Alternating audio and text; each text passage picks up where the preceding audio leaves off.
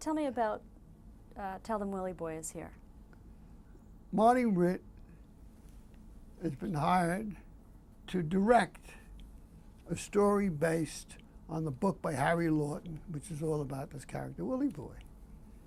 So Marty Ritt proposes this to the studio he's working with, and they turn him down. They don't want to do a story on this goddamn Indian. See? So Marty Ritt says, screw you, I'll do it myself. But he can't get anyone interested. So he comes to me and he says to me, if you write the screenplay, maybe I can get someone interested. I said, are you crazy? I gotta write a screenplay without getting paid. What am I in a luxury business here? So Myra says, I don't blame you. So he dropped the whole thing. Whereupon the producer came to me. He says, I'll give you $1,500 for an outline. I said, that's a deal. He gives me a check. I do the outline, then the check bounces. I mean, we're friends with this producer because he never had any money. His wife had the money. See? So anyhow, he used to like to go to the track. He never paid any attention to this stuff. So anyhow,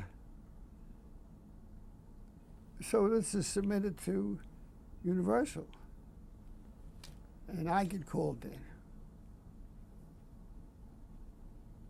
So I say, now I'm back because Universal has already accepted me, ready for writing a screenplay. So I talked to the guys in charge of this stuff. He said, Abe, if I put it down as a film, all kinds of people make judgments. How will we cast it? And it all delays it. If you say you're just writing an hour television show, no one gives a shit. I make the decisions. Are you willing to take a chance? I said, sure. So my producer says, not me. He says, I get paid 10 times as much money becoming the producer of a movie as I do of an hour television show. So I say to him, I'll tell you what I'll do with you. I'll give you my money that I'm getting paid. He says, okay. And he goes to the track to lose it, whatever it is, and I write the screenplay. And the first thing we do is Jennings Lang sees it. He's the head. He says, it's good. He says, now I got to turn it into a movie. Let's get the right actor. And we get a list of actors. We go through the list. They're all the famous actors. One of them is Warren Beatty. We send it to Warren Beatty, and he calls me on the phone, 4 o'clock in the morning, from someplace in Europe, someplace, and says, Jesus, it's a great script. He says, I'm going to do it. I said, wonderful. So in the morning, I call up Jennings Lang, about 10 o'clock when he comes to work, and I say, Jennings, we got Warren Beatty. He says, well, I told him we didn't want him. So I said, why? He says, what the hell's the difference? I told him I don't want him. Use somebody else. I said, well, you need a young guy. I can't use these old Western actors. He said, well, we got a young one. And who was that? Robert. Rexford. Because they got to deal with Rexford to do a picture in England. So I said, I don't know him. So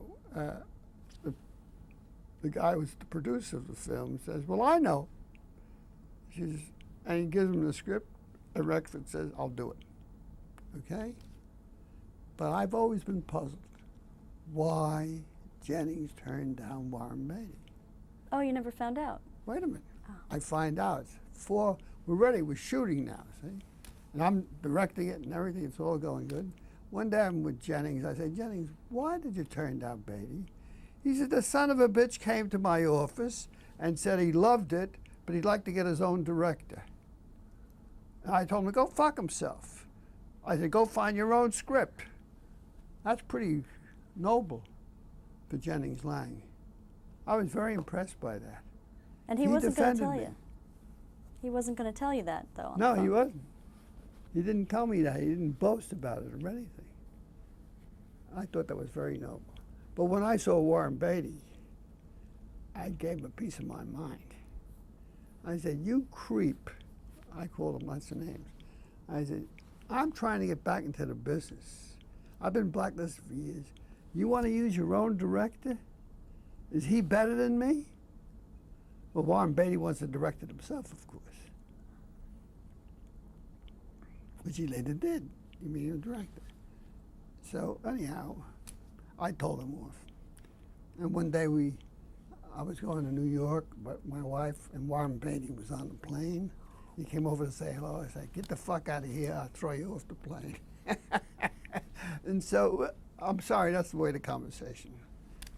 In Hollywood, there are no elegant conversations. Just elegant goodbyes. Where do you get your ideas? From other people, of course. You don't think I would bother having new ones? Not in this business. No, I'm original, that's all.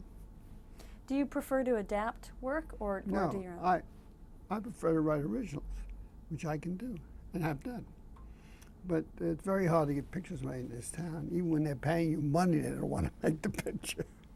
But I'm writing comprehensible novels, so it's okay. What's serious about writing for the movies? Well, it'll come back to me. If I may quote Marcel Proust to you, as Swann, toward the end of the novel, I think the 6th volume, he's at a hairdresser, and he's getting his hair done. And he looks in the mirror, and he says, to think, says Swann, that I spent the best years of my life married to a woman who wasn't my style. And I always quote that when they ask me about the movies. I said, to think, I spent the best years of my life writing for a profession that isn't my style. And it isn't my style, although I'm good at it. I think you made it fit okay. I think you did okay in tailoring your... I'm all right. I can do it. Well, I can do other things. I can paint. I can steal. I'm faithful to my wife. I have all those bad traits. Very good characteristics. How much, when you get an idea and you start building on it, do you do a lot of research, or what do you do? Well, for the You Are There series, we did a lot of historical research. But of course, I'm a scholar, naturally. So I know a lot of this stuff, and I know where to go, and I know how to research, and know how to look it up and stuff like that. You couldn't have written for You Are There and not be a scholar. I mean, you'd have to have some foundation. We checked our own material. We did not accept the material from the studio, because we knew that in history, the story of how it actually happened is always good for us. The story of how they want it to happen is always bad for us. And history is rewritten constantly that way. And we were avid searchers for what actually happened in history. We use original documents. A lot of dialogue that our characters use, a dialogue we get out of notebooks they wrote and stuff like that. We worked hard. The method of work is first decide what I have to do. And I do that at the typewriter. I type all kinds of junk on it. Whatever I'm thinking about, searching around for it, but I'm typing all the while. 2 fingers, all around the thing, making millions of mistakes, but that's what secretaries are for, right? And so finally, I have a line of what I want to do. Now I make an outline. I break it down to its essential parts. And the essential parts are always the same when you tell a story. What's it about? What's the conflict? Who are the characters, and so on. But you don't know all that. But you know enough to get started. For instance, I decided I want to write a story. So I say to you, as I arose from a sleepless night, the first thing I thought was, what's it all about? You ready? Would you like to hear? I got a story started. Do you hear dialogue in your head? Please. Well, that's a valid question. A lot of people writers want to know that. I don't have dialogue. I don't speak dialogue out for things like that. I'm sitting quietly at the typewriter typing away. And when I have an idea for a character, the character appears the way I intend it to be. But when you're writing the dialogue, does the dialogue just come in your head and you just type it as you hear it? Well, no, I don't type it as I hear it. I invent it as I type it. And usually, since I know the character, I'm learning the character as I work with it. The character finally takes on those characteristic edges that make people identify characters. But I write very good dialogue, as you know. What do you think is the difference between good dialogue and just plain talking? Plain talking is good dialogue. And people can talk great, but they can't write great. Writing is to get plain talk into the typewriter. That's perfect. That's the secret. Oh, Because people are very inventive. Don't you know that? Haven't you listened to them? absolutely. That's what They just it can't is. write it down. They can't write it down. That's another talent. Like running a mile. Well, I like the way you parallel an athlete with a writer. I mean, it's a talent, Yes. basically. Sure. Now, when For instance, I said I'm failing all my courses at City College because I'm running 5 miles a day and I'm on the team there. And so I go to the coach and I say to him, look, I'm failing all my courses. He says, why? I said, because I'm not going to class. I'm too tired. He said, well, I said, so let me ask you a question. Is there any possibility I'll be able to make the Olympic team? He's not a chance. He says, you're not strong enough. And you'll never be strong enough. You got to be born with that. You're very good. You can beat everybody in the school, but not the top guys are going to be on the team. I said, so who needs it? If I can't be first, I don't want to be 14th. And I never went back. But I got kicked out of college for one term for failing all the courses except English. Because English I couldn't fail no matter what I tried to do. The reason you write stage directions is because the form of a script is not the form that is good for actors, that's good for writers, good for anybody. It's good for the production department. They want to know how many days it's going to take, where is it located, is it similar to another scene, can they shoot the two scenes together? And the screenplay is on that form. I wrote a whole essay, which is printed in that book, I think, on the proper form for a screenplay as a poem. Because that makes suggestions of what should go on. Instead of writing, Joe appears suddenly. That's absolutely absurd. how would you do it? Joe suddenly said, having first appeared. You got it? That's why I'm interviewing you. Structure is the formal relation between the various aesthetic qualities of a story, which brings out the characters and the significance of the story. I can read a script and know what's wrong with it, which is why I gave up teaching screenwriting. I teach a course in philosophy. Is that what you're teaching at USC? Yeah. Now, I would have guessed you were teaching screenwriting. Well, I'm good at that, but it's so boring to me. I taught advanced screenwriting at UCLA for one term. They wanted me to come and teach there. But that's boring. Why, I'm fixing up other people's screenplays? That's a waste of time. So it's If I not. want to do that for a living, I can get a job. It's not so much that you don't want to give them the bad news. It's that it's a No. waste of your. It's a waste of my time. It's my time I'm worried about, not their time. Unless you're naturally gifted, leave it. Leave it alone. Everybody can learn to write a good working screenplay. I mean, everybody has seen enough stories to know what a story is. So they can make up some kind of story, especially if someone suggests an idea. And you can learn to write English if you're not backward altogether. So there you are. But that's different from being gifted. What writers have influenced you the most, or what are your favorite writers? George Eliot. That was my father's favorite novelist. He loved George Eliot. my favorite writers, well, in my class, the final exam is based on an essay written on one of these three writers. Ulysses, The Magic Mountain, or the first volume of Proust. And I tell them what they should look for in this, and which one and pick the one that's closer. Then I have a list of questions I have to answer in this thing, and I make those up as I stand there, you see. They're different all the time. Since I'm very familiar with these books and the background of these writers and where they came from and all that stuff, I know everything. If you take it for granted that I know everything, I can even fix a car so it runs. Tell me one of the most common problems you find in scripts. In scripts? Yeah. They're not interesting. The subject matter, the way it's written. Doesn't matter. The subject matter doesn't make a thing interesting. It's the attitude of the writer involved with the subject matter in terms of the writer's philosophy of life that makes it interesting.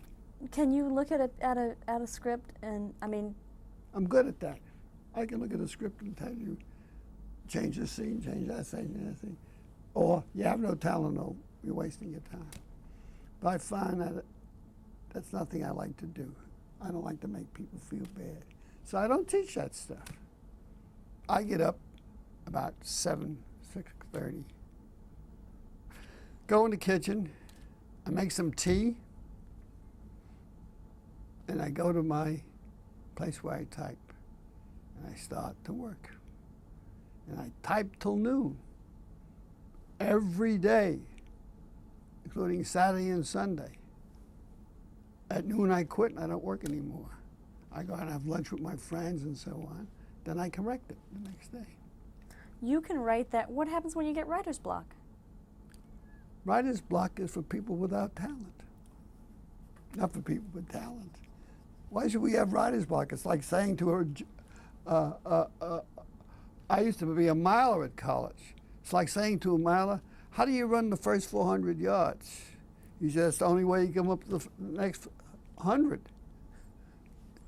You write every day. If you have nothing to write about, you write about the fact that you have nothing to write about. And it creates stuff. But I'm sitting there working. When my kids used to play games, my son told me in that later life, he says, we used to play a game where we pretended to be you. And we go to the typewriter, we make like that, we make noise, and then we answer the telephone and things like that. Because all the other kids' fathers work. You just sit there and type. But you can't be a typist, he says, because you're making too much money. We know you're making. We all go into private school. What does he do? So what was your work environment like? Did you work at home or? At home, and more noise around the better. Didn't matter. You can't tell me that you sat and wrote with kids around. I mean, of course. How could you possibly focus? I focus inwardly. I don't focus outwardly. I can write even if there's a meeting going on. I could take part in a meeting and write. When I write, I write. And that's my whole life at that moment. So do you not... And I also write great sentences, as you know. Can you define success for me? The absence of failure. Now, success, it depends. There's two kinds of success. You mean public approbation? That's one kind of success. Private approbation is another kind of success. If I think I'm doing what I want to do and I'm doing it right, I would love everybody to like it. But if I like it, it's good enough. I do it. But I like public approbation also. And occasionally you get it, like you get a hit. I remember when Body and Soul, they sneak previewed, out in some stick someplace, and I was there. And when the time came at the end and Charlie went into the ring to fight back, the audience is standing up in his seats like it's a real thing and cheering the guy on. And the head of the studio is there, turns to me, he says, Abe, we have a hit. I said, how do you know? He says, well, look at the people. I said, they're stupid. Don't they know I prepared all this? There's no mystery here. They don't understand it's a film. So you've written really your whole life? Yeah. And is there anything in your background, do you think, that enabled you to become a better writer? Yes. Extreme intelligence, marvelous control over the English language and the sentences, a good storytelling ability, and I prefer to read a book to watching television or going to the movies. All of these things added together make you a great writer, especially in our guild.